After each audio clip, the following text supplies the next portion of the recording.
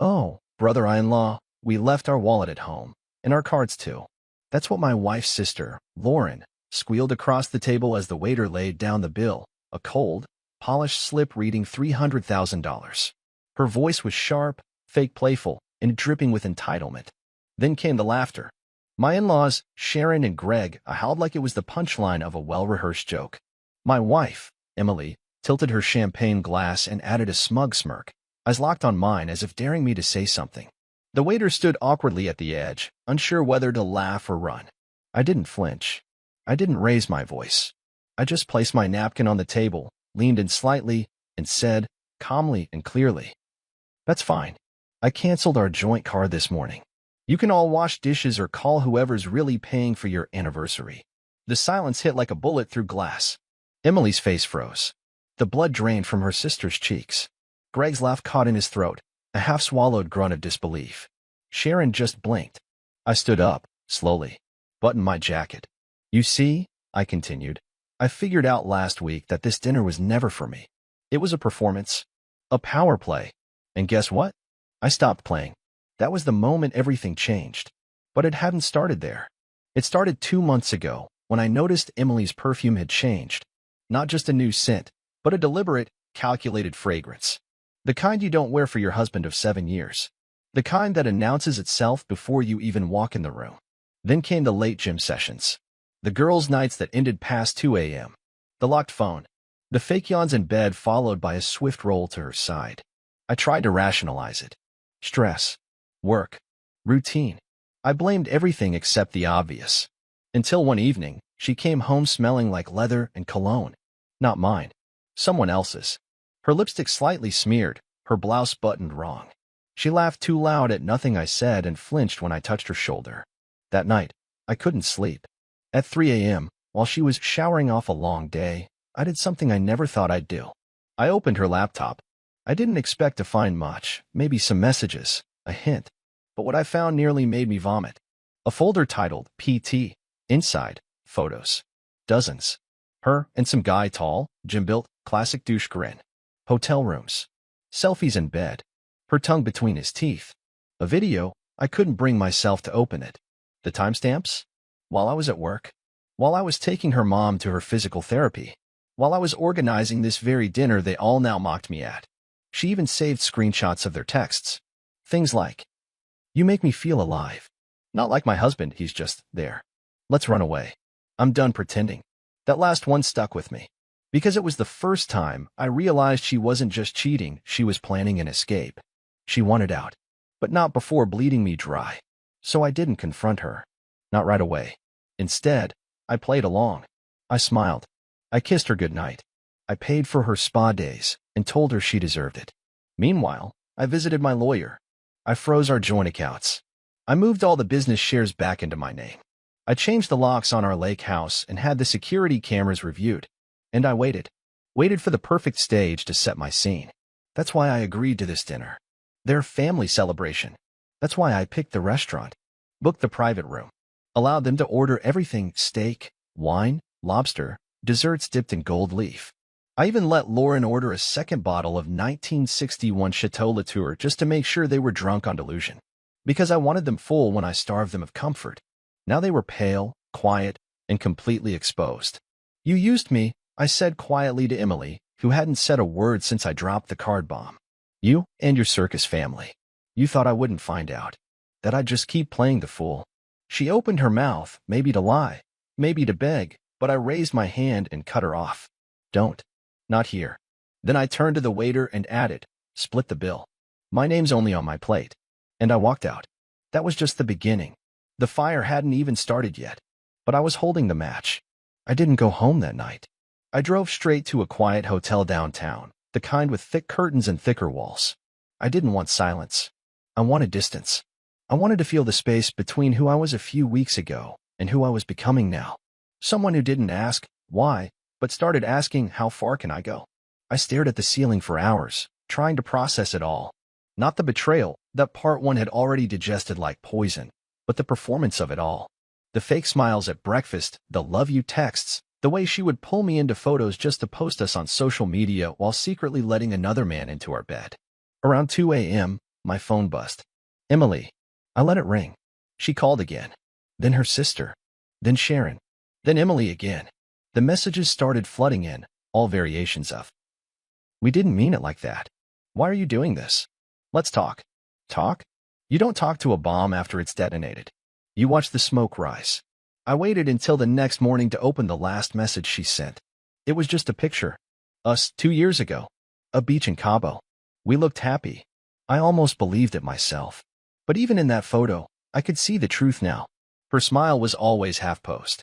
Her eyes never really saw me. I was just a placeholder. The safe bet.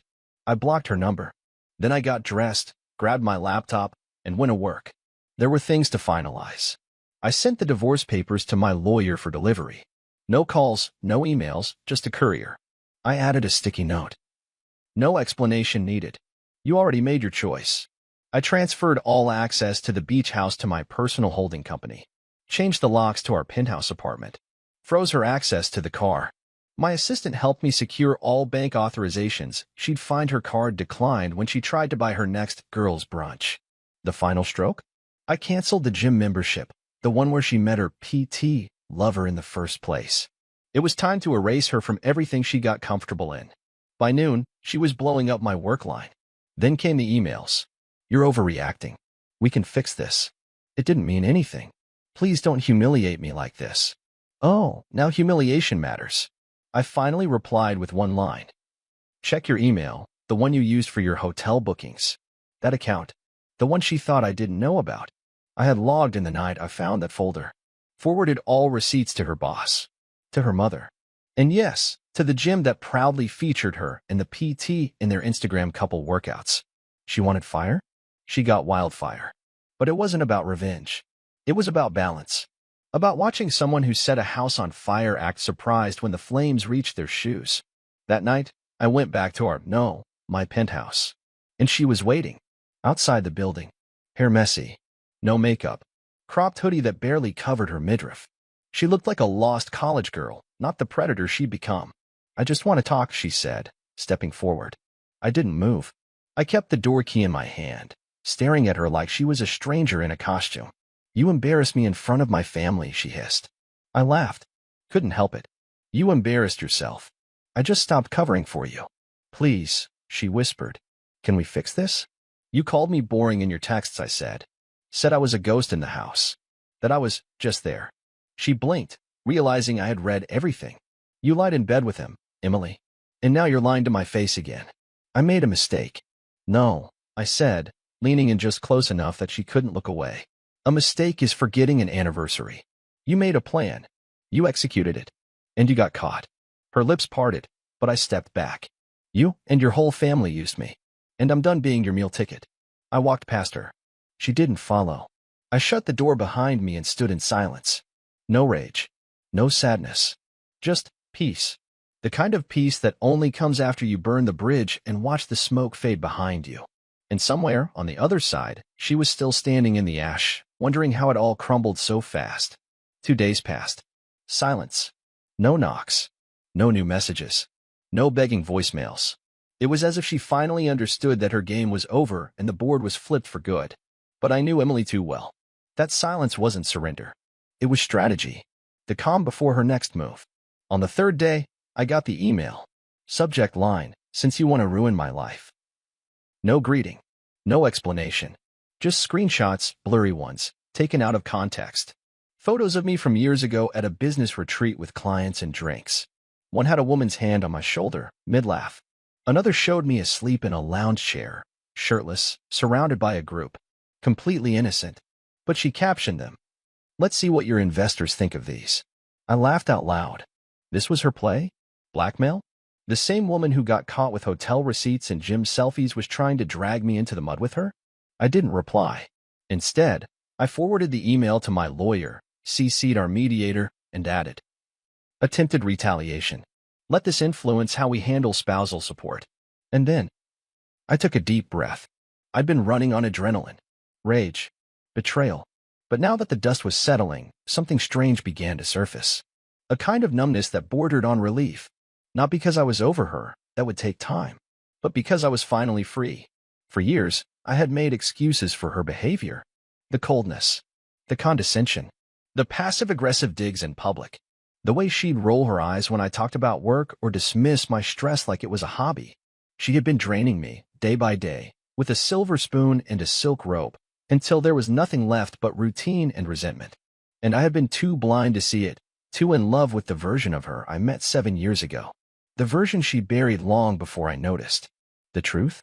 She never loved me. She loved what I gave her. Status. Money. A clean name. Someone to brag about on Instagram while she lived a double life behind locked screens. That evening, I found myself standing on the balcony with a glass of scotch. The city lights flickered below like a quiet celebration. I scrolled through my photos, deleting every trace of her I could find. Vacation selfies. Anniversary dinners. Her fake laughing face while holding gifts I'd spent weeks picking out. Gone. And then I saw it. A video I didn't remember taking us at my company gala 3 years ago. She was standing beside me, eyes glassy from wine, her hand lazily on my chest as I gave a speech. At one point, the camera caught her looking at me. Not with admiration. With boredom. Like she was already planning her exit. I deleted the video. And then I did something I hadn't done in weeks. I called my best friend, Daniel. He answered on the second ring. "You alive?" "Barely," I said, managing a laugh. "You sound like someone who's finally off the leash." More like someone who realized he's been wearing one for 7 years. Daniel didn't ask questions. He didn't pry. He just said, "Come out. Let's grab dinner. Real food. No drama." And I did. For the first time in what felt like forever, I sat across from someone who didn't have an agenda. No manipulation. No mind games. Just honest conversation and a plate of ribs that didn't cost $300,000. Midway through the meal, Daniel looked at me and said, "You look lighter. Still wrecked, but lighter. That's what happens when you drop the weight of a liar off your shoulders." He raised his glass. "To healing." I clinked mine against his. But I didn't say to healing. In my mind, I whispered. To never letting a smile fool me again. The next week brought calm, but it wasn't the peaceful kind. More like standing in the eye of a storm, knowing something's circling around, waiting to strike.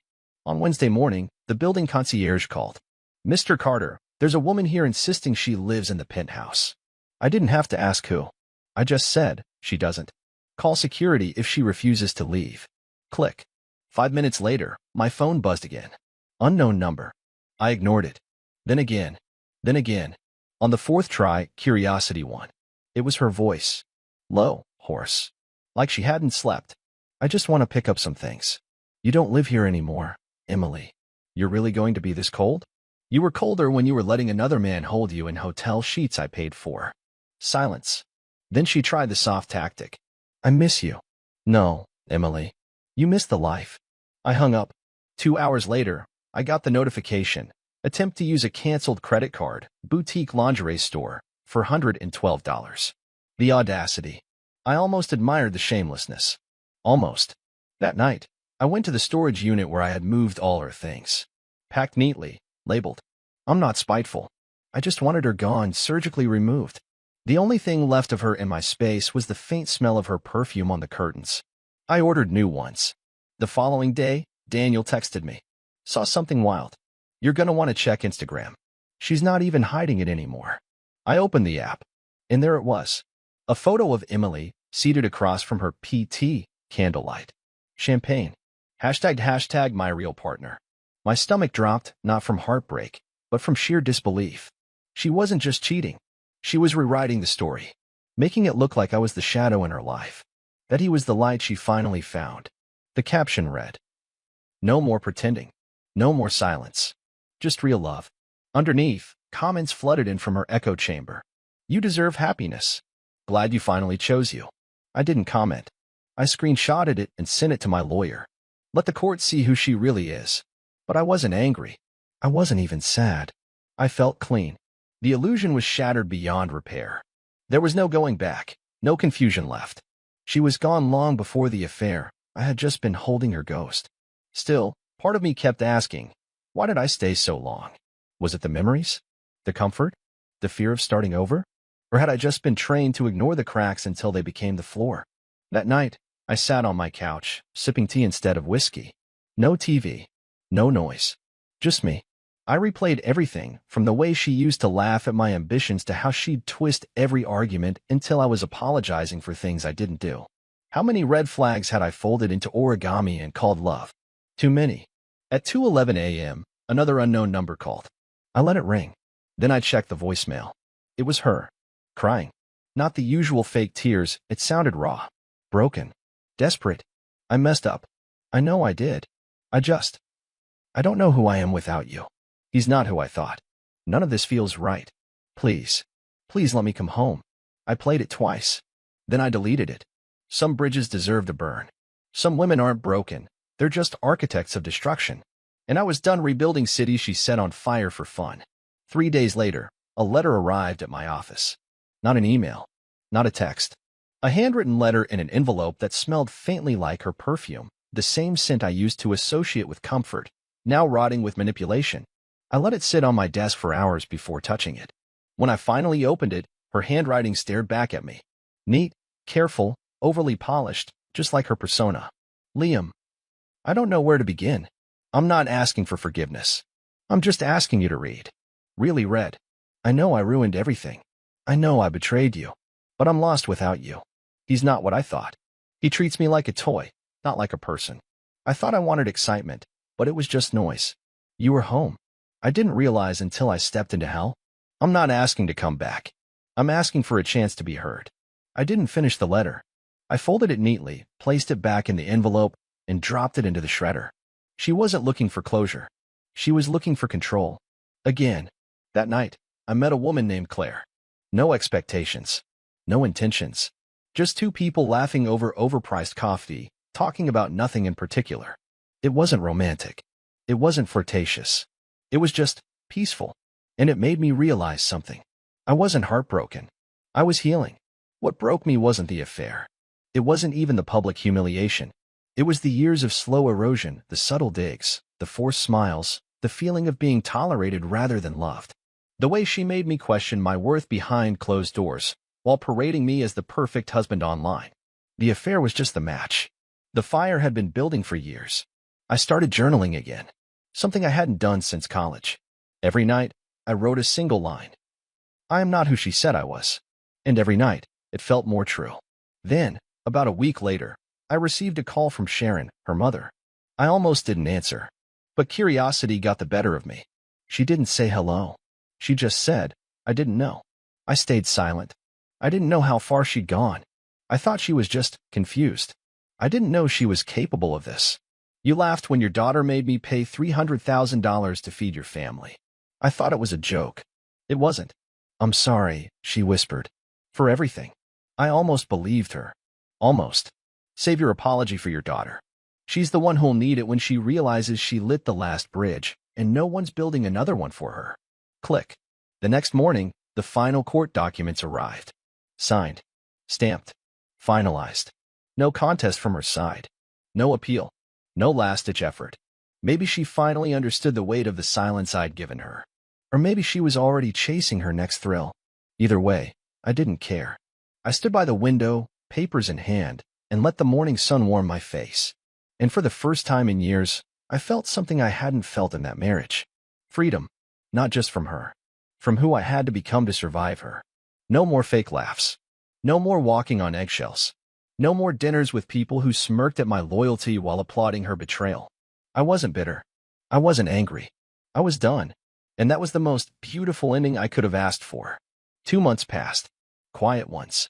Not the kind of quiet that follows destruction, the kind that grows in the absence of it. The kind where you start waking up and your first breath doesn't feel like you're dragging an anchor across your chest. The kind where you don't flinch when your phone buzzes. I changed my routines. I joined a different gym, one that didn't host secret rendezvous in its steam room.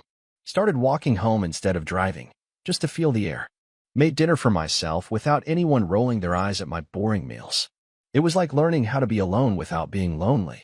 One evening, I bumped into Lauren, Emily's sister, at a bookstore. I barely recognized her without the layers of snark and eyeliner. She looked humbled. Liam, she said, clutching a self-help book like it was her last lifeline. I nodded. Lauren. She hesitated. Can we talk? I don't think that's a good idea. I just want to say I'm sorry. I stared at her, waiting. For that night. At the restaurant. I thought it was funny. I didn't know it would be the last straw. It wasn't the last straw, I said calmly. It was just the most public one. She winced, then nodded. She's not doing great. I said nothing. She moved in with him, but it didn't last. He bailed. I think he just liked the thrill of ruining something. Sounds like a perfect match. Lauren gave a bitter chuckle. She cries all the time. Says she lost everything. She lost nothing she deserved to keep. Lauren didn't argue. I guess I just wanted to say, you were good to her. Too good. And I see that now. I looked at her one last time. Tell her I wish her clarity. Not comfort. Clarity. And I walked out. I didn't feel smug. I didn't feel triumphant. Just clean. That night, I sat on my balcony again. No drink this time, just warm tea and the sounds of a city that never cared who betrayed who. And for the first time, I thought about the future. Not as a reaction to the past, but as a blank canvas. I made a list in my notebook. Try that hiking trail near the cliffs. Take a solo trip. Somewhere with no Wi-Fi. Adopt a dog. Write again, not for work, for myself. Don't settle. Not again. Not ever. And at the bottom of the list, in bold, pay attention to who claps when you win and who laughs when you fall. I didn't write her name anywhere in that journal because she didn't belong in the next chapter. She was the lesson, not the ending. Weeks turned into months, and life began rebuilding itself in the quietest ways. Not with grand gestures or dramatic breakthroughs, just small, steady wins. The first time I laughed without bitterness. The first time I cooked a meal and didn't think about who used to sit across the table. The first time I caught my reflection and didn't see a man picked apart by betrayal, but someone stronger for having walked through it. One afternoon, I got a call from a number I recognized instantly, Greg, my former father-in-law. I let it go to voicemail, but something made me listen. Liam, I just wanted to say, we were wrong. About all of it. About how we treated you. You didn't deserve any of that. I didn't know if he meant it. I didn't care. What mattered was that the truth no longer needed validation. It stood tall on its own, whether anyone else chose to acknowledge it or not. Around that time, I finally signed the sale of the lake house. The one Emily used to brag about to her friends. She'd called it our crown jewel. Funny, it always felt cold to me. Too curated. Too performative. The buyer was a young couple, newly married. They were glowing with plans and dreams. I hoped they'd never have to learn the kind of lessons I did. As I handed them the keys, I gave a quiet piece of advice. Never stop seeing each other. Not just looking. Seeing. They smiled, not understanding the weight behind the words. That was okay. Some truths aren't meant to be taught. They're meant to be survived. A few days later, I finally canceled the last lingering joint subscription that still had her name on it. A wine club she'd signed up for and never used. As I closed the tab, it felt symbolic. No more shared anything. No more fragments of her stitched into my life. I had finally swept the ashes. It was around this time that Claire, the woman I'd met briefly over coffee, reached out. Nothing dramatic. Just a message. I saw this play tonight and thought of something you said. If you're ever up for a conversation without pressure, I'd love to hear more. I smiled. I wasn't rushing toward anything. Not after the wreckage. But it felt good. No, it felt right to connect without weight or expectation. We met a few days later. Just coffee again. Just easy laughter and honest words. She didn't ask about my ex. I didn't offer. Instead, we talked about books. Travel. The kind of music we'd play on long drives with the windows down. And when we parted, she didn't say, let's do this again. She just said, take care of yourself. And for the first time in a long time, I knew I would. That night, as I stood at my window and looked out over the city, I realized something. The version of me who tolerated disrespect, who accepted crumbs and called it love, who held his breath to keep someone else comfortable, that version was gone. Not broken. Not buried. Burned away. And from the ashes, a man had emerged who wasn't afraid to start over. Alone. Clear-eyed. Stronger. The story wasn't about her anymore. It was about what I rebuilt when she was no longer there to tear it down. 6 months later, I stood at the edge of a cliff just outside Sedona. Red rock beneath my boots, wind cutting clean through the quiet, and the kind of sky that makes you forget the world ever tried to break you. I had taken that solo trip I promised myself. No distractions. No noise.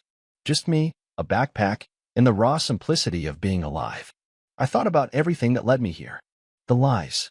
The humiliation. The night I walked away from a $300,000 dinner not just lighter in the wallet, but free from years of emotional chains. Emily was a chapter. An ugly one. A necessary one. The kind you don't reread but never forget. Her sister had messaged me recently. Said Emily was living in a small apartment now. Alone. Still blaming everyone but herself. Still chasing validation like it was oxygen. I didn't respond. There was nothing left to say. Forgiveness? Maybe. One day. But reconciliation? That was never on the table. Because here's what I learned, and what I hope every man who's been where I've been learns too. Love should never feel like survival. You should never have to shrink to keep someone close. You should never have to question your worth in the mirror just because someone else refuses to see it. And loyalty? Loyalty is a gift, not a leash. I gave it freely. She weaponized it. That's on her. But rising from that wreckage? That's on me. I walked away with scars, yes. But I also walked away with something else, clarity. A sharpened instinct. A promise to myself that I will never again let someone confuse being needed with being loved. Back at the edge of that cliff, I took one last deep breath and let it out slow. Then I whispered, just for me. Thank you for breaking me. I wouldn't have rebuilt myself without it. And I turned toward the trail, the sun at my back, and the rest of my life ahead. Not healed. Reforged.